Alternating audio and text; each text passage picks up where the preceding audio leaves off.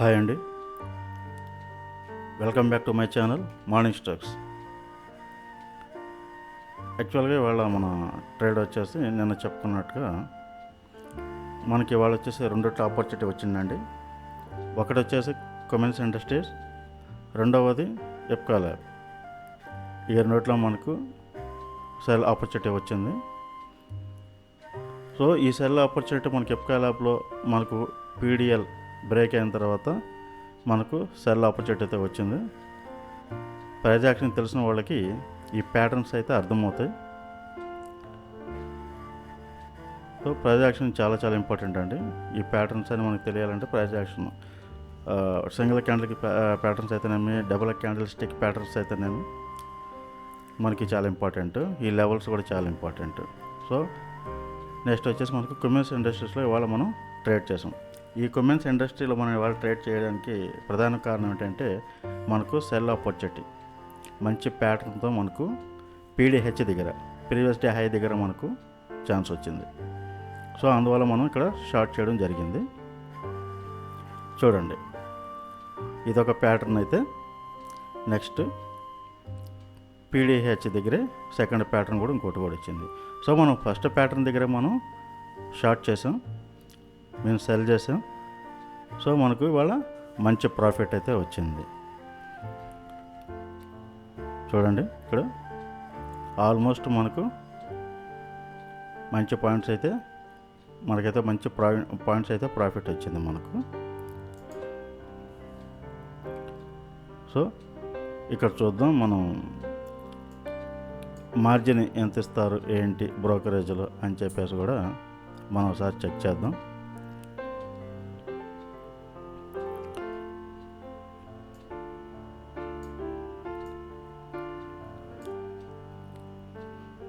చూడండి, యాక్చువల్గా వచ్చేసి మనకు 909 రూపీస్ అడుగుతుందన్నమాట ఒక్క క్వాంటిటీకి. సింగిల్ షేర్కి 109 రూపీస్ అడుగుతుంది. మనం 25,000 క్యాపిటల్ మంది.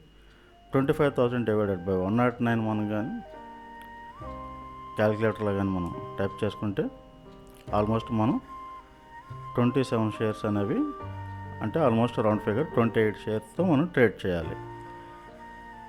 సో మనం అలా ట్రేడ్ చేస్తే జస్ట్ మనకు 25,000 క్యాపిటల్తో మనకి మినిమం 3,000 ప్రాఫిట్, 2,000 ఎక్కువ, 2,000 నుంచి 3,000 ప్రాఫిట్ వస్తే హ్యాపీగా తీసుకొని మనం బయటకు వచ్చేయచ్చు.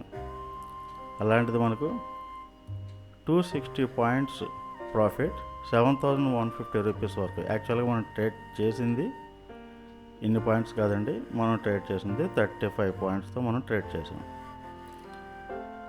సో మనకు అరౌండ్ మనకు 35 పాయింట్స్తో మనం ట్రేడ్ చేస్తే మనకు వచ్చిన ప్రాఫిట్ అరౌండ్ 9,000. సో అంతవరకు ఉండాల్సిన అవసరం లేదు. మన క్యాపిటల్ 25,000 అన్నప్పుడు జస్ట్ ఒక 2,000 to 3,000 ఎక్స్పెక్ట్ చేస్తే మోర్ దెన్ ఎనఫ్.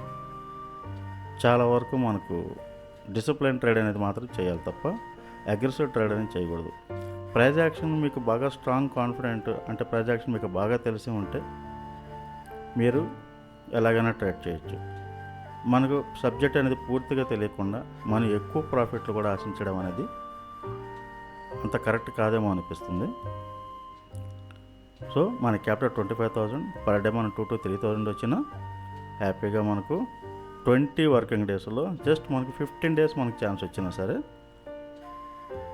మినిమం మనకు ఒక 35 నుంచి 45, 55,000 రూపీస్ మనకు ప్రాఫిట్ వచ్చే అవకాశం ఎక్కువగా ఉంటుంది. సో ఈ కొమెన్స్ ఇండస్ట్రీస్ అయితేనేమి, ఎప్కా ల్యాబ్ అయితేనేమి మనకి ఇవాళ మంచిగా విత్ ప్యాటర్న్తో మనకు సెల్ కన్ఫర్మేషన్ ఇచ్చింది. అందుకనే మనం వాటిలో ట్రేడ్ చేసాం. నెక్స్ట్ రేపటి ట్రేడ్ ఏంటంటే అపోలో హాస్పిటల్, నెక్స్ట్ వచ్చేసి ముత్తూట్ ఫైనాన్స్ రేపు. యాక్చువల్గా ఈ రెండు స్టాక్స్ ఇవాళ అయితే బాగానే ఫాల్ అయితే జరిగింది. ఈ రెండు స్టాక్లో బాగానే ఫాల్ అయితే జరిగింది. రేపు ఎలా ఉంటుందో చూద్దాం.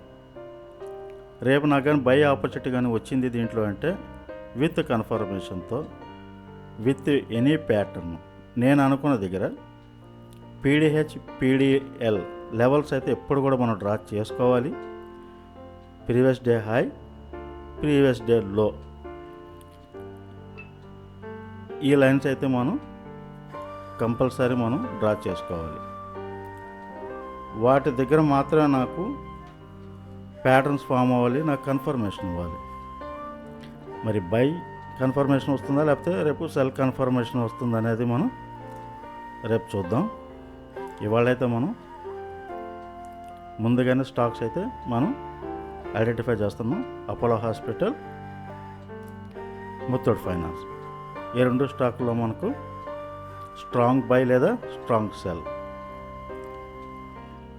కానీ మనం ఇచ్చే స్టాక్లో కంపల్సరీ మ్యాక్సిమం స్టాక్స్లో మూమెంట్ అయితే చాలా బాగుంటుంది.